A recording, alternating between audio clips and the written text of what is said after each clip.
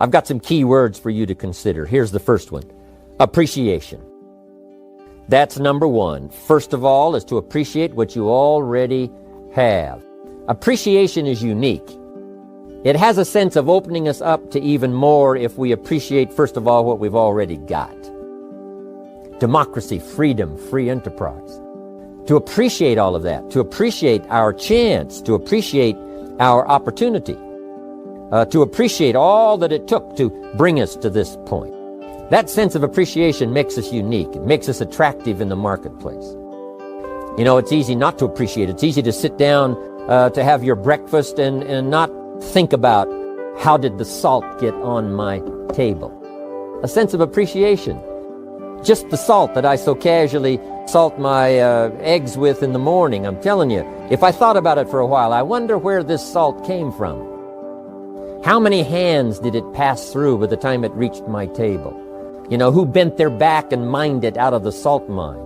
Who packaged it and who shipped it? And how many phases did it go through before it finally conveniently reached my table and I pick it up so casually and salt my eggs? That sense of awe and appreciation, there's nothing like it. It makes you attractive to have the appreciation of what's around you, the appreciation of the contribution of other people, to appreciate all that it takes for each of us to be successful. You cannot succeed by yourself. You know, you can't make your fortune all alone. It takes many, many hands, many voices, and many people to support one success story. So, appreciation. I've had a new sense of appreciation for my parents who gave me my incredible start. I was an only child. They took extra time. It was unbelievable. I feel the effect of that now. As I've gone through all kinds of challenges as well as opportunities in my life, I still feel that anchor that holds me from the things they taught me, from the ideas they shared with me. The fact that they cared, the fact that they gave me that incredible foundation, it serves me today. That gives us a good taste to appreciate what we have. What it does, it opens up the channel. It makes us ready to receive even more. New ideas now can come flowing in if the person has appreciated what's already there, that's given them the support, made them as successful as they are at the moment. So appreciation. Second is comprehension. The ability to understand what we've got in our hand. That is so vitally important. Some people never recognize what they've got in their hand. And we know that by the evidence, because they do so little with it. If they knew what they had, if they knew the power of what has come their way, if they knew what they had in their hands, in their possession, it would change their whole life. It would, first of all, alter their attitude. Second, it would give them a vision of the future that they never had before. Just a sense, a recognition, a comprehension, an understanding. And all of us have the ability to do that, to understand and comprehend what we've got. Just think about all of the parts of this opportunity. The people, the product, the opportunity, all of the list of things that you've got now in your hands to use as the ways and means to transform your life and build your future. You know, a lot of people have dreams, but they dare not dream too much because they don't have the ways and they don't have the means. They don't have the opportunity. They don't have the tools at their disposal. They don't have the influence. They don't have the training. They don't have the teaching. They don't go to classes like we do. They don't have the benefit of other people's experience like we have. When we look at all of that, we ought to really try our best to comprehend what all we've got. Because if we truly see what we've got in our hands, we'll probably multiply what we can do with it in the future by 2, by 3, by 5, by 10. So that's a key word for developing leadership, comprehension. Here's the next word, opportunity. You've got to be able to see opportunity. Opportunity all around you. Opportunity of where you are. Opportunity of the people who can use the products that you've got, who can use your opportunity. Use your opportunity in terms of marketing. Seeing the opportunity. If we're blind to the opportunity, it doesn't matter how valuable the products are, and it doesn't matter how valuable the system is. If you can't see the opportunity, it all gathers dust. It all goes to waste. You've got to see opportunity in every person you meet. That could be another person. That could be another Mark Hughes. That could be another future president's team member. Learn to see the opportunity that's right around you. It's easy to get busy and sort of blinded and just walk along and not see what's possible and what's available. The reason I'm here today is because I saw the opportunity.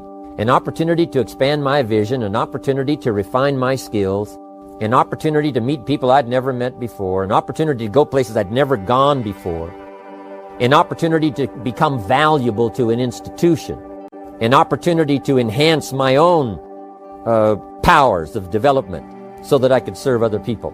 I recognize this opportunity. It's why I'm here today. It's why I'm talking to you today. If I hadn't have seen the opportunity, I'd have passed, been doing something else probably mediocre. But here I am in a very splendid position, an unusual position, having an opportunity to use my experience and influence and skills to touch the lives in the future of millions of people. I saw the opportunity. I took advantage of it. And I want you to be able to do that too, be able to see the opportunity. Now here's what's next. And that is integrity. Integrity means those inner qualities that you do not compromise. The inner qualities that keeps you steady when sometimes everything around you is falling apart. The integrity that helps you to maintain character, all of those qualities that give you a chance to be better than you are at the moment on into the future. Integrity within yourself, integrity within the way that you do business, integrity within the way that you operate and conduct the business of the day. That's vitally important in the development of leadership. Next is morality. There's a right way and a wrong way. Civilization is simply a matter of suppressing that dark side of our nature and appealing to the bright, positive side of our nature. And that becomes sort of a moral code, not to yield to the temptation of doing ill to someone else, but rather appealing to the high side of our nature. President Lincoln, who was one of the presidents of America, said, hopefully we will listen to the better angel of our nature that appeals to the high side, that says, sure enough, there is something to be said for morality, the right and the wrong. But let us constantly work toward developing ourselves on the moral side of doing what's right. And one of the best teachers of the morality is your own conscience. That little small voice inside that tells you you've crossed the line, that tells you this wouldn't be the right words to you, this would not be for the betterment, this would not be win-win, this is going to destroy, this is not going to develop. To listen to that inner voice so that we can stay on moral course. It's the challenge Mark has, it's the challenge the company has, it's the challenge all of us has, to stay on the moral course of doing it right. The morality of the marketing system. Doing it right, very important. There's no need to compromise that position and be tempted to do it wrong. Here's another one. People. One of the most important words in the vocabulary of leadership is people. Here's what's important to understand. People is where the fortune is. In fact, you could just interchange the two words, fortune, people. People, fortune. The fortune is not in digging gold out of the earth, because gold all by itself has no value.